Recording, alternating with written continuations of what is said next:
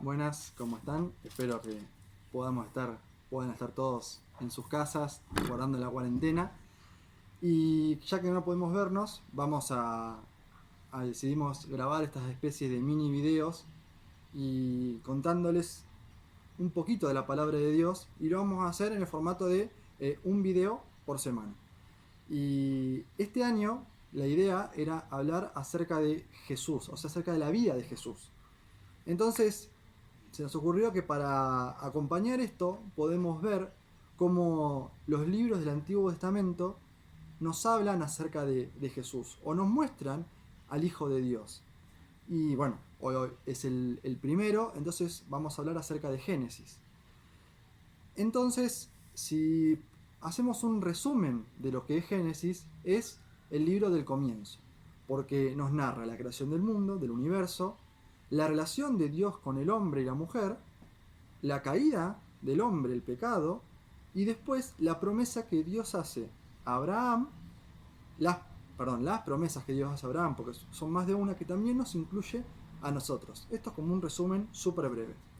El libro de Génesis fue escrito por Moisés y se escribió hace más o menos en el año 1400 antes de Cristo. Es decir, 1400 años antes de que Jesús naciese aquí. Entonces, si podemos establecer el comienzo de Génesis, empieza con la creación del mundo y termina con la muerte de José. Es decir, termina con la muerte de José en Egipto y después sigue en Éxodo con lo que va a ser el crecimiento y la multiplicación del pueblo de Israel, lo que va a comenzar a ser el pueblo de Israel. Entonces, como les dije hoy, la idea es ver qué nos dice cada libro acerca de Jesús. Y para entender esto, para poder tomar con más claridad lo que vamos a leer de Génesis, vamos a leer unos versículos en el Evangelio de Juan. Juan capítulo 1, versículo 1 al 3, dice: en el principio era el verbo, y el verbo era con Dios, y el verbo era Dios. Este era en el principio con Dios. Todas las cosas por Él fueron hechas, y sin Él nada de lo que ha sido hecho fue hecho. Acá vamos a desmenuzarlo muy rápidamente a estos versículos. Y en el primero ya dice, en el principio. ¿En el principio de quién?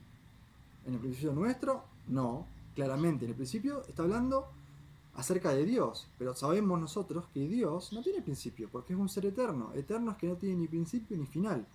Entonces, esta palabra principio está puesta para que nosotros entendamos de que esto es aún anterior a la creación del mundo, cuando el mundo todavía no existía. Y es una muestra de la eternidad de Dios. Y dice, en el principio era el verbo. Este verbo es Jesús, es el Hijo de Dios, que en un momento tomó la forma de hombre.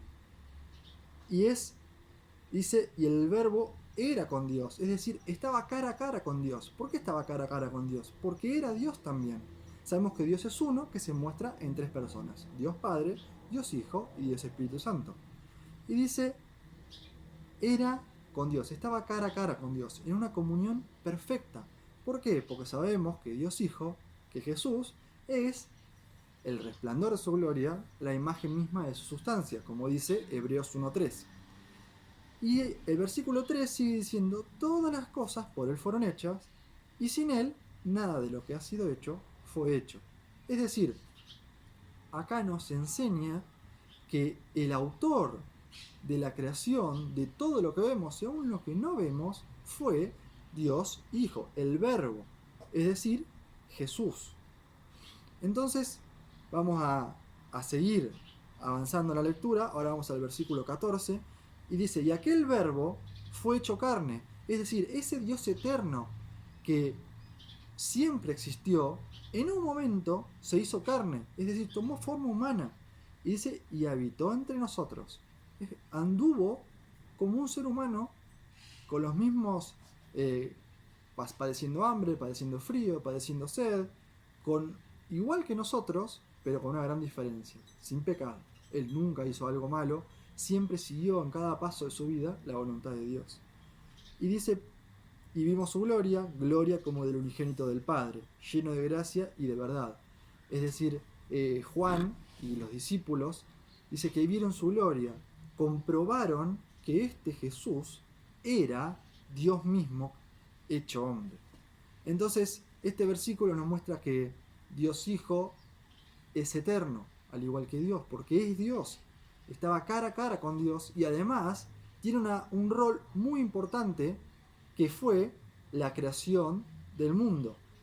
Y dice, entonces, con esta luz, con este concepto, con esto que acabamos de aprender ahora, vamos sí a Génesis, al primer versículo de la Biblia, Génesis 1.1, que nos dice, en el principio creó Dios los cielos y la tierra. Avanzamos un poquito más, versículo 3. Y dijo Dios, sea la luz, y fue la luz. Avanzamos un poco más, versículo 6. Luego dijo Dios, haya expansión en medio de las aguas, y separe las aguas de las aguas. E hizo Dios la expansión, y separó las aguas que estaban debajo de la expansión de las aguas que estaban sobre la expansión, y fue así. Versículo 9. Dijo también Dios, júntense las aguas que están debajo de los cielos en un lugar y descúbrase lo seco. Y fue así. Y así podemos seguir todo el capítulo, pero vemos un patrón. Vemos que alguien dice algo y después que ese algo se hace. ¿Por qué? Porque alguien da la orden. Entonces, ¿se acuerdan cómo Juan se refería al Hijo de Dios? En el principio era el verbo, es decir, la acción. Y dice que todas las cosas por él fueron hechas. Y acá lo podemos comprobar. En el versículo 3, por ejemplo, y dijo Dios, sea la luz. Acá vemos la acción, sea la luz. Y cuando Dios da la orden, ¿qué pasa? Se cumple, porque nada se puede oponer a la orden, al comando del Dios soberano. Nada. Y tenemos muy en claro que nuestro Salvador, que el Señor Jesús, era Dios mismo, porque este mismo poder Él lo mostró a lo largo de su vida en la tierra. Por ejemplo, en Mateo capítulo 4, versículos 35 en adelante, cuando estaba en un barco Jesús con sus discípulos y más gente, y vemos que de pronto hay una gran tempestad, una tormenta muy rara, muy fuerte, y los expertos marineros que estaban ahí tenían miedo porque nunca habían visto algo así, es decir, tenían miedo porque podrían morir. Entonces, ¿qué hacen? Jesús estaba durmiendo tranquilo, porque sabe, el creador del mundo tiene todo bajo control, y van a despertarlo y les dicen que haga algo. Entonces, ¿Jesús qué hace? Él simplemente le dice al viento que se calle, o al mar que mudezca, le da una orden, ¿y qué pasa? Y dice que se hizo grande bonanza, es decir, se calmó. Automáticamente la tormenta cesó. ¿Por qué? Porque nada se puede oponer ante la orden del Dios creador. Después en Juan 11, versículos 43 al 44, vemos que Jesús se para ante la tumba de Lázaro. Lázaro ya había muerto hacía casi 4 días. Ya era un cadáver. Y Jesús le dice, Lázaro, ven fuera. ¿Y qué pasó? Lázaro se levantó y caminó hacia afuera, aún atado como estaba, como era la costumbre de la época. Ni siquiera la muerte puede oponerse ante la orden de Jesús. Lázaro era un cadáver y pasó a ser otra vez una persona con vida. Mateo capítulo 48, versículos 28 y 29. Estaban los discípulos en el medio en una barca, en el agua, y de pronto ven que alguien se acerca caminando sobre el agua. Muchos se asustan, dicen que es un fantasma, pero Jesús se les presenta y les dice que es Él. Entonces Pedro, que era siempre el más, quizá el que saltaba primero, dice, si sos vos, manda a que yo vaya hacia vos sobre las aguas. ¿Y Jesús qué hace? Jesús le dice, bueno, vení. Y Pedro se baja de la barca y camina sobre las aguas. ¿Por qué? Porque nada se puede oponer ante la voz de Dios. Ya lo dijimos, lo dije varias veces, y este es el concepto que quiero que nos quede hoy. ese Jesús que nosotros tenemos como Salvador personal, que nosotros lo vemos como el que nació de María, era 100% hombre, pero también 100% Dios. Y al ser 100% Dios, comparte las características de Dios Padre. Es decir, es eterno y su palabra tiene el poder absoluto. Él dice y se hace. Y lo podemos ver ahora como el verbo de Dios, como la acción creadora en el libro de Génesis.